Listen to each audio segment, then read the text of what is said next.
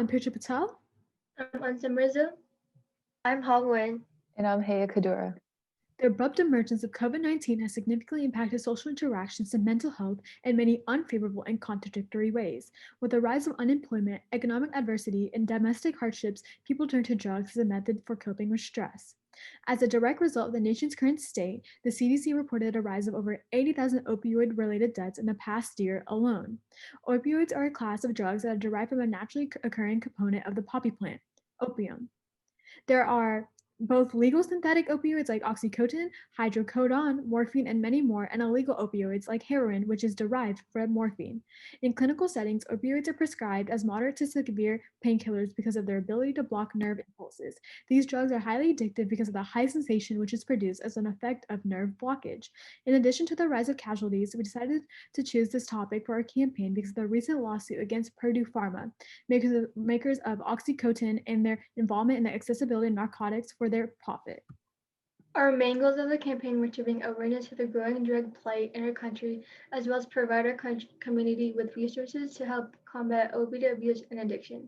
We partner with both preventative organizations like the Opioid Crisis Prevention Inc. and Samsung's Drug Hotline, as well as local businesses like Days Inn, Raising Cane's, Metro PCS, and local youth groups to ensure we were providing accurate information and resources to a large and diverse population. We accomplish this through creating various campaigns with the use of social media platforms such as Instagram and Twitter. We posted announcements, facts, updates on the platform to inform our broader audience. Additionally, we held Instagram Lives where viewers could ask questions or address any misconceptions that they may have. Over the course of 1 week, we continuously posted on Twitter and Instagram, reaching over 600 interactions with the public altogether. More on, we also created an interactive website where viewers could sign up to receive weekly updates about the opiate epidemic and ways they can get involved. We also created a GoFundMe that was advertised throughout social media where the proceeds would go to opioid crisis prevention. Another way to also spread information about the opioid consumption, we created flyers that were distributed to local businesses. These businesses, such as Raising Cane's, Metro PCS, and Days Inn, handed them out to customers and displayed the flyer on their windows. We also went to 120 houses and left brochures in the mailboxes. In these brochures, they were able to contact us to learn more information. Through Martin High School HOSA and SLPS Youth, we were able to engage 139 interactions. By first sending out a survey over how educated students were about the opioid crisis, we learned on average the student rated their expertise 4 out of 10. From then, we made a Kahoot as a fun interactive way for them to learn more information.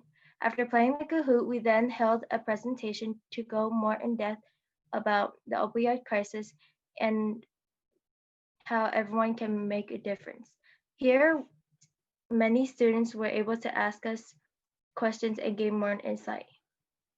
In a 2-week time span, we were able to reach more than 2,500 people. The pandemic and current state of the nation prompted us to think outside the box and turn to social media to advertise our campaign.